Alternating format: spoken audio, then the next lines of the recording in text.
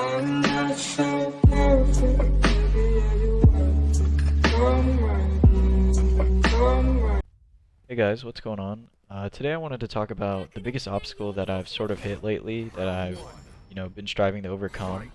And I think that it's my ego, right? I think that your mental, your mental function while playing, not only mechanically, like to, hit confirm and things like that, but your mindset, I think plays such a large part in this game, the higher you get. To get to plat, I think I was able to autopilot a lot, and I felt like I was a lot better than my opponents. But when I sort of hit this rank, it felt a little different.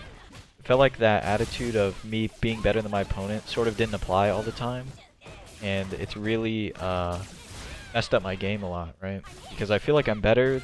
I've always felt like, to an extent, I can be better than my opponent, but now I'm sort of hitting a point where you can't think like that, right? You have to get over yourself, get over your ego, and adapt to what they're doing.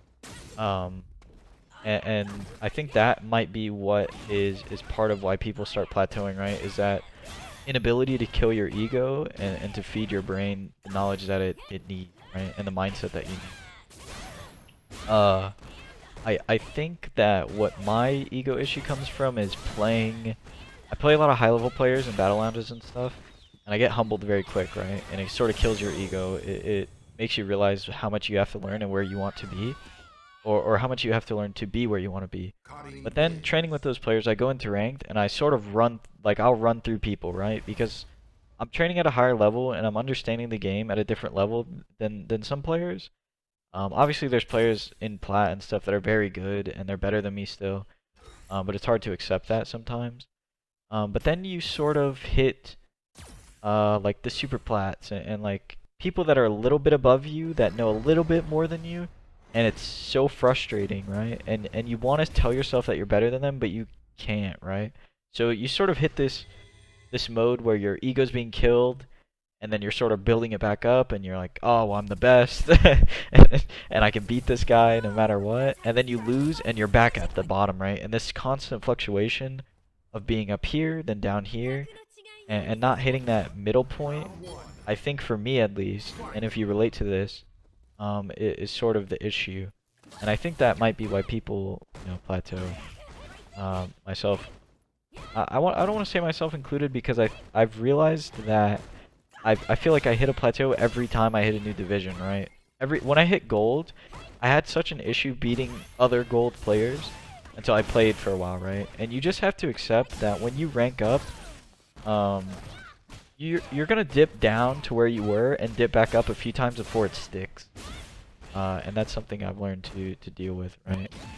Is that you have to there's no other way to play those players unless you know them in the battle lounge or whatever. You can get a battle lounge going, but there's no other way to play an abundance of players that are that rank until you hit that rank, and then you sort of realize your shortcomings, and then you use that information to build up and then eventually pass them up, right?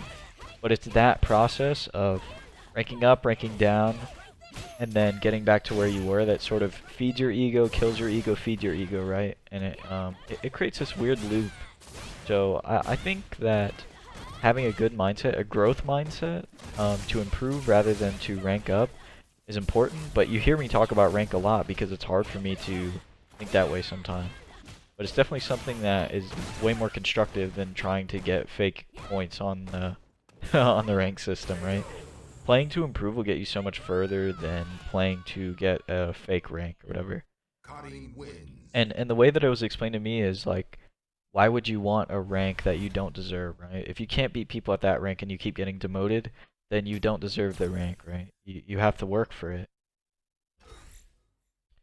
Another thing that I've learned is, it's just as important to learn from your losses as it is to relish in your victories, right?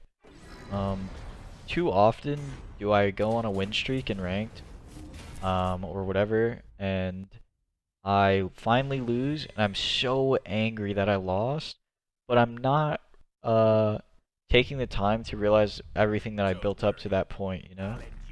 And it's hard, I know sometimes it's hard to compliment yourself, and sometimes it's hard to realize what you've come from, but it's very important, right? It's hard to keep going when you don't realize how far you've come.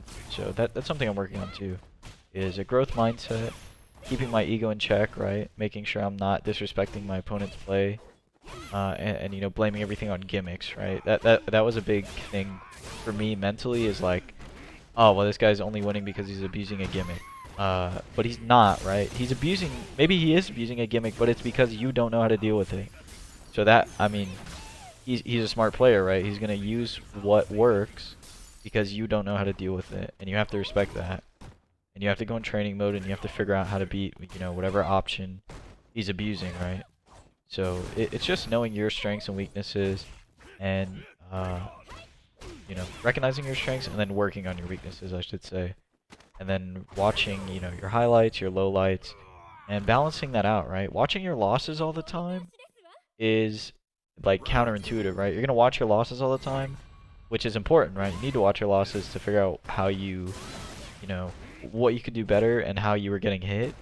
But you could also watch your wins just to, you know, see what you're doing right, so you don't mess the wrong thing, or so you don't fix something that's not broken. Anyways, sorry for the short video. It's just something I was thinking of in the moment, and I wanted to get it out before I forgot about it. I also will be posting a lot more frequently the next 2 weeks. I was back in my parents' house to, you know, Thanksgiving and the holidays and all that. And then I'll be leaving again on the 15th till January 3rd. And I don't really have a setup over there to make videos. If I can figure out how to do it from there, I will. I don't know if I'll have a webcam, but I'll definitely probably pack this mic in the suitcase and stuff, and see what I can do. Thank you guys for 100 subs, by the way. That's huge, and it's a huge milestone for me. I never thought that, you know, I would be able to reach it so fast, especially making fighting game videos. I used to make a lot of content about like self-help and, you know, just talking, just chatting on Twitch, talking to viewers and stuff. But I really like fighting games, and I really like the videos that I'm making right now. So I think I'll continue with this for the foreseeable future, as long as you guys like it, and as long as you guys want to keep following my journey. You know, it's been a year since I started, like I said, Street Fighter 5, and it's been a month since I started YouTube. So we got like 7,000 views and 100 new subs in just the month of November. It's a great start, and I couldn't ask for anything greater.